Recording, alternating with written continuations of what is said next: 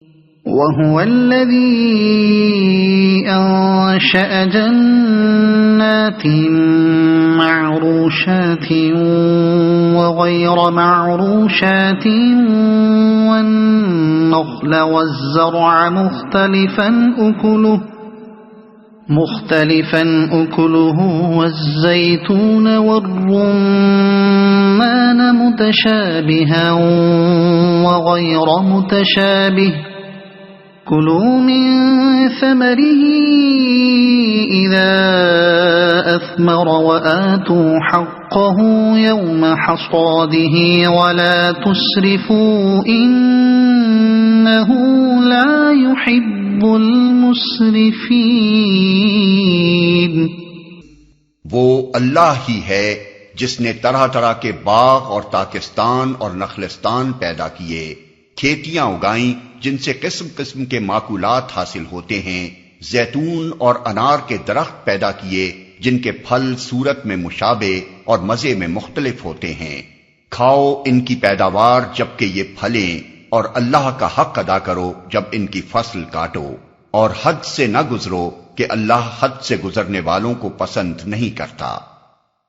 تاکستان اصل میں جناتم معروشاتم وغیر معروشات کے الفاظ استعمال کیے گئے، جن سے مراد دو طرح کے باغ ہیں۔ ایک وہ باغ جن کی بیلیں ٹٹیوں پر چڑھائی جاتی ہیں، دوسرے وہ جن کے درخت خود اپنے تنوں پر کھڑے رہتے ہیں۔ ہماری زبان میں باغ کا لفظ صرف دوسری قسم کے باغوں کے لیے استعمال ہوتا ہے، اس لیے ہم نے جناتن غیر معروشات کا ترجمہ باغ کیا ہے، اور جناتن معروشات کے لیے تاکستان یعنی انگوری باغ کا لفظ اختیار کیا ہے۔ وَمِنَ الْأَنْعَامِ حَمُولَةً وَفَرْشًا كُلُوا مِمَّا رَزَقَكُمُ اللَّهُ وَلَا تَتَّبِعُوا خُطُوَاتِ الشَّيْطَانِ إِنَّهُ لَكُمْ عَدُوٌّ مُبِينٌ۔ پھر وہی ہے جس نے مویشیوں میں سے وہ جانور بھی پیدا کیے جن سے سواری اور باربرداری کا کام لیا جاتا ہے، اور وہ بھی جو کھانے اور بچھانے کے کام آتے ہیں۔ کھاؤ ان چیزوں میں سے جو اللہ نے تمہیں بخشی ہیں، اور شیطان کی پیروی نہ کرو کہ وہ تمہارا کھلا دشمن ہے۔ جو کھانے اور بچھانے کے کام آتے ہیں۔ اصل میں لفظ فرش استعمال ہوا ہے۔ جانوروں کو فرش کہنا یا تو اس رعایت سے ہے کہ وہ چھوٹے قد کے ہیں اور زمین سے لگے ہوئے چلتے ہیں، یا اس رعایت سے کہ وہ ذبح کے لیے زمین پر لٹائے جاتے ہیں، یا اس رعایت سے کہ ان کی کھالوں اور ان کے بالوں سے فرش بنائے جاتے ہیں۔ اور شیطان کی پیروی نہ کرو کہ وہ تمہارا کھلا دشمن ہے۔ سلسلہ کلام پر نظر کرنے سے صاف معلوم ہوتا ہے کہ یہاں اللہ تعالیٰ تین باتیں ذہن نشین کرانا چاہتا ہے۔ ایک یہ کہ یہ باغ اور کھیت اور یہ جانور جو تم کو حاصل ہیں، یہ سب اللہ کے بخشے ہوئے ہیں، کسی دوسرے کا اس بخشش میں کوئی حصہ نہیں ہے، اس لیے بخشش کے شکریہ میں بھی کسی کا کوئی حصہ نہیں ہو سکتا۔ دوسرے یہ کہ جب یہ چیزیں اللہ کی بخشش ہیں تو ان کے استعمال میں اللہ ہی کے قانون کی پیروی ہونی چاہیے، کسی دوسرے کو حق نہیں پہنچتا کہ ان کے استعمال پر اپنی طرف سے حدود مقرر کر دے۔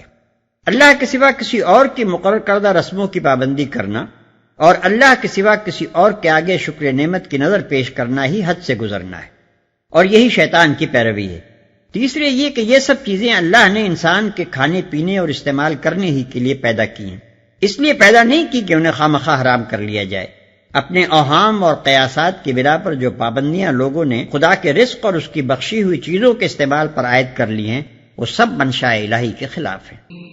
8 أزواج من الضأن 2 ومن المعز 2 قل الذكرين حرم أم الأنثيين أما اشتملت عليه أرحام الأنثيين نبئوني بعلم إن كنتم صادقين۔ یہ 8 نر و مادہ ہیں، 2 بھیڑ کی قسم سے اور 2 بکری کی قسم سے۔ اے محمد ان سے پوچھو کہ اللہ نے ان کے نر حرام کیے ہیں یا مادہ، یا وہ بچے جو بھیڑوں اور بکریوں کے پیٹ میں ہوں۔ ٹھیک ٹھیک علم کے ساتھ مجھے بتاؤ اگر تم سچے ہو۔ یعنی گمان و وہم یا آبائی روایات نہ پیش کرو بلکہ علم پیش کرو اگر وہ تمہارے پاس ہو۔ ومن الإبل 2 ومن البقر 2 قل الذكرين حرم أم الأنثيين أم اشتملت عليه أرحام الأنثيين أم كنتم شهداء إذ وصاكم الله بهذا فمن أظلم ممن افترى على الله كذبا ليضل الناس بغير علم إن الله لا يهدي القوم الظالمين۔ اور اسی طرح 2 اونٹ کی قسم سے ہیں اور 2 گائے کی قسم سے، پوچھو ان کے نر اللہ نے حرام کیے ہیں یا مادہ، یا وہ بچے جو اونٹنی اور گائے کے پیٹ میں ہوں؟ کیا تم اس وقت حاضر تھے جب اللہ نے ان کے حرام ہونے کا حکم تمہیں دیا تھا؟ پھر اس شخص سے بڑھ کر ظالم اور کون ہوگا جو اللہ کی طرف منسوب کر کے جھوٹی بات کہے تاکہ علم کے بغیر لوگوں کی غلط رہنمائی کرے؟ یقیناً اللہ ایسے ظالموں کو راہ راست نہیں دکھاتا۔ یا وہ بچے جو اونٹنی اور گائے کے پیٹ میں ہوں۔ یہ سوال اس تفصیل کے ساتھ ان کے سامنے اس لیے پیش کیا گیا ہے کہ ان پر خود اپنے توہمات کی غیر معقولیت واضح ہو جائے۔ یہ بات کہ ایک ہی جانور کا نر حلال ہو اور مادہ حرام، یا مادہ حلال ہو اور نر حرام، یا جانور خود حلال ہو مگر اس کا بچہ حرام، یہ صریحاً ایسی نامعقول بات ہے کہ عقل سلیم اسے ماننے سے انکار کرتی ہے، اور کوئی ذی عقل انسان یہ تصور نہیں کر سکتا کہ خدا نے ایسی لغویات کا حکم دیا ہوگا۔ پھر جس طریقے سے قرآن نے اہل عرب کو ان کے ان توہمات کی غیر معقولیت سمجھانے کی کوشش کی ہے، بعینہ ہی اسی طریقے پر دنیا کی ان دوسری قوموں کو بھی ان کے توہمات کی لغویات پر متنبع کیا جا سکتا ہے جن کے اندر کھانے پینے کی چیزوں میں حرمت و حلت کی غیر معقول پابندیاں اور چھوت چھات کی قیود پائی جاتی ہیں۔